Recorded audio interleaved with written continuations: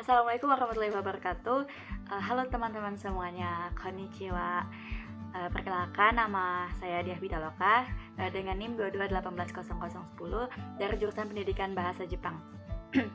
Nah, di sini saya akan melakukan presentasi mengenai kegiatan inovatif kewirausahaan saya pada semester ini. Nah, jadi di sini saya membuat produk yang saya beri nama dengan Benkyo Kado. Nah, apa sih itu Benkyo Kado kan? Namanya itu terdengar asing di telinga kita, oke? Lanjut. Oke, apa itu Benkyo Kado? Nah, Benkyo Kado sendiri berasal dari bahasa Jepang. Nah, yang Benkyo itu berarti belajar dan Kado itu yang berarti kartu. Jadi, Benkyo Kado ini dapat diartikan sebagai kartu belajar. Nah, di sini kami membuatnya dalam bentuk flashcard dan berisikan kosakata serta huruf kanji dan gambar ilustrasi yang memudahkan dalam mengingat kanji. Oke, selanjutnya ini ada dosen pembimbing saya, Ibu Leni Marlina, selaku pembimbing saya yang sudah banyak sekali membantu kami dalam menyelesaikan proposal ini.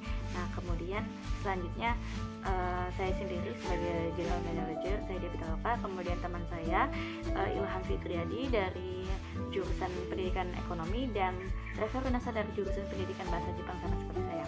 Nah, selanjutnya mengenai gambaran umum pasar dan pasaran. Oke, jadi usaha penjualan kartu belajar kanji ini merupakan usaha kecil yang dijalankan dari awal dengan membuka menjual di kalangan mahasiswa jurusan pendidikan bahasa Jepang dulu. Kemudian ke sekolah-sekolah tingkat SMA sederajat kami juga akan membuka toko melalui aplikasi Shopee ya rencananya. Jadi jika usaha ini sudah berhasil dan sukses dan dapat mencapai tujuan yang diharapkan, maka kemudian akan memperbesar usaha ini dengan menambah berbagai variasi produk baru yang diminati pelajar maupun masyarakat. Oke. Selanjutnya, jenis produk yang dipasarkan. Nah, jenis produk yang dipasarkan ini merupakan media belajar yang akan memudahkan dalam belajar bahasa Jepang, khususnya kanji ya, dalam bentuk kartu yang simple dan mudah dibawa kemana-mana. Oke, produk yang kami pasarkan juga menggunakan kertas art carbon yang tebal sehingga tidak mudah patah dan rusak. Jadi saat dibawa kemana-mana pun, saat dimasukkan ke dalam saku, dia tidak mudah rusak. Oke, begitu. Selanjutnya, target pasar. Nah, target pasar kami ini yaitu dapat digunakan mulai dari pelajar, mahasiswa, maupun masyarakat yang ingin belajar bahasa Jepang di Indonesia. Oke, selanjutnya untuk pesaing. Oke, pesaing. Ini kami mempunyai beberapa pesaing. Nah, pengaruh pesaing terhadap penjualan kartu belajar kanji ini sedikit berpengaruh terhadap para pesaingan terlebih dahulu ya, karena pesaing-pesaing tersebut udah terlebih dahulu dalam memasarkan produk kartu kanji ini, atau mereka biasanya sebutnya kanji flashcard atau kanji card. Kemudian tokonya juga lebih mudah ditemukan kalau di online shop karena mereka udah lama. Oke, selanjutnya sasaran pembeli. Nah, sasaran pembeli dari kanji flash ini adalah para mahasiswa program studi bahasa Jepang maupun program studi lain yang berminat belajar bahasa Jepang, juga dari kalangan pelajar, masyarakat ya, seperti yang saya jelaskan tadi.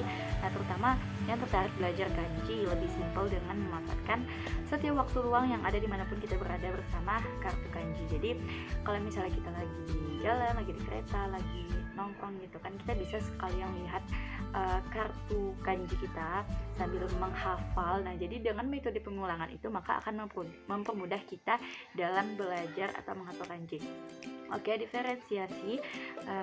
Strategi yang kami gunakan yaitu produk yang mencakup pada tampilan yang kecil, simple, desain ilustrasi yang menarik, kemudian kualitas kertas yang lebih tebal dibandingkan flashcard lain. Oke, selanjutnya promosi. Nah, promosi yang akan kami lakukan dengan memposting brosur digital pada setiap media sosial dan juga menyebar brosur ke grup-grup chat WhatsApp. Pada bulan-bulan pertama, kami juga akan memberikan diskon maupun potongan harga kepada para konsumen agar konsumen tertarik pada produk kami dan dapat berkunjung kembali. Nah, ini adalah contoh brosur yang saya buat sendiri. Saya mendesainnya menggunakan aplikasi Bispain. Oke, kira-kira seperti ini ya tampilannya. Di sini saya menampilkan ini logonya, kemudian selanjutnya ada contoh produknya, di situ ada ilustrasinya, kemudian karakter kanjinya. Nah, ini karakter kanji hujannya, kemudian ada cara bacanya, kemudian cara penggunaannya, contoh kosakata, cara baca, dan arti dari kanji tersebut. Nah, saya menjualnya itu hanya 15.000 dalam 50 kanji. Oke. Kemudian di brosur ini juga saya menampilkan keunggulan dari menggunakan flashcard dalam belajar tugas. Selanjutnya SWOT atau SWOT.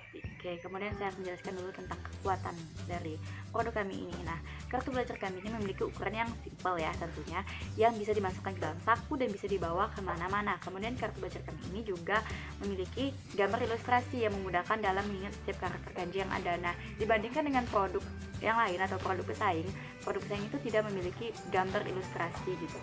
Namun di sini kami membuat gambar ilustrasi supaya lebih menarik dan juga mempermudah dalam menghafal, karena biasanya jika belajar sambil melihat gambar maka itu akan lebih cepat diingat ya, benar nggak? Nah, selanjutnya kartu ini menggunakan kertas art karton yang tebal. Nah, jadi kertas art karton yang kami gunakan ini menggunakan ketebalan 260 GR. Nah, kemudian harga kartu ini juga lebih terjangkau. Kalau misalnya di kartu belajar kanji pesaing itu jumlah kanjinya tuh 80 dan harganya mencapai 35 ribuan. Oke, selanjutnya kelemahan. Nah, kartu kanji ini hanya diminati satu kali. Nah, produk yang ditawarkan ini diperlukan satu kali. Jika konsumen sudah menguasai semua kanji yang ada pada produk, maka kemungkinan besar produk ini akan tidak diperlukan lagi gitu oleh salah satu konsumen itu, karena dia hanya jika sudah menghafal semua kanji kan, jadi dia nggak perlu lagi kanji flashcard. Nah, kemudian produk ini juga hanya menjangkau kalangan yang berminat bahasa Jepang saja, seperti pelajar, mahasiswa, pendidikan bahasa Jepang, tidak mencangkup semua masyarakat Indonesia, hanya pelajar saja.